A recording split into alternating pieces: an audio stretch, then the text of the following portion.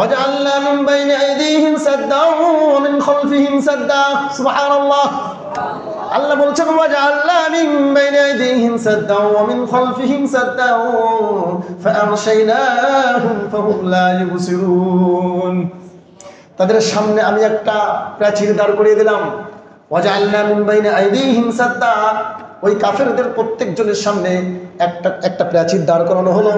ঘর থেকে যখন রাসূলুল্লাহ সাল্লাল্লাহু আলাইহি ওয়াসাল্লাম বের হলেন, তারা চোখ দিয়ে দেখতেও পেল না। বলতেছে ওয়াজআলনা মিন বাইনি আইদিহিম সাদ্দা, সূরা ইয়াসিন আয়াত নম্বর 9। আল্লাহ বলছেন ওয়াজআলনা মিন বাইনি আইদিহিম সাদ্দা ওয়া মিন খালফিহিম সাদ্দা, আমি ওই কাফেরদের সামনে একটি প্রাচীর দাঁড় করিয়ে দিয়েছি আর পেছনে একটা প্রাচীর। সুবহানাল্লাহ, শুধু সামনে নয় পিছনেও প্রাচীর দাঁড় করে দিয়েছেন কে? বলেন না কে? এটা মুহাম্মদের সাথে বলেন কে? আল্লাহ এবারে সামনে আর পিছনে একটা করে প্রাচীর দাঁড় করিয়ে দিলেন। পিছনে একটি প্রাচীর দাঁড় করে দিলেন আর বলতেছে ওয়ামিন খালফিহিম সাদ্দা ফাআগশাইনাহুম ফাহুম লা ইউবসিরুন, আর আমি তাদের চোখের মধ্যে একটা পর্দা টেনে দিলাম। কি টেনে দিল? বলেন নাকি? চোখ দিয়ে দেখতেছি, ঢেকে দিলাম, দেখা যায়? বলেন দেখা যায়? দেখতে পাবেন? বলতেছে হ্যাঁ, এরকম একটা পর্দা টেনে দিলাম। বলতেছে ফাআগশাইনাহুম ফাহুম লা ইউবসিরুন, তাদের চোখের উপরে একটা পর্দা ফেলে দিলাম, সামনে পিছনে প্রাচীর দিয়ে দিলাম।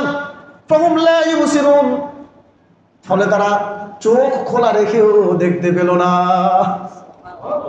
তারা কাফেররা বলতেছে তোমরা কোনো চক্রান্ত, আর আমি তোমাদের চক্রান্তের জবাব দেই। এখনো পর্যন্ত দুনিয়ায় কেউ যদি ইসলাম এবং মুসলিম উম্মাহকে নিয়ে চক্রান্ত করে, আল্লাহ তাআলা কৌশল করবেন এবং তাদের চক্রান্তের জবাব দিবেন। দিতে পারবেন কিনা? দিতে পারবেন তো নাকি? আল্লাহু আকবার। কাফেরেরা তখন আর প্রিয় নবী সাল্লাল্লাহু আলাইহি সাল্লামকে সেখানে দেখতে পেলেন না, আর তিনি সেখানে অবস্থান করলেন 3 দিন। কয়দিন?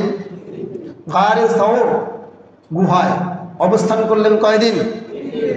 3 দিন অবস্থান করার পরে 1 রবিউল আউয়াল, কত রবিউল আউয়াল?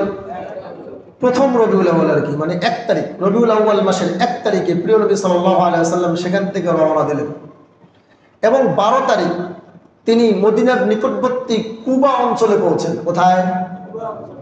কোথায় পৌঁছেন?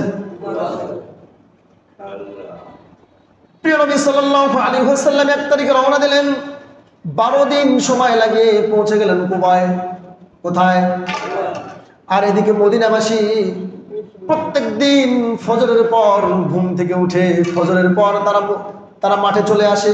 প্রখর রোদের মধ্যে কেউ গাছে উঠে, কেউ নিচে দাঁড়িয়ে, কেউ বসে, কেউ শুয়ে অপেক্ষা করতেছে একজন ব্যক্তির। বলেন তো সেই ব্যক্তিকে?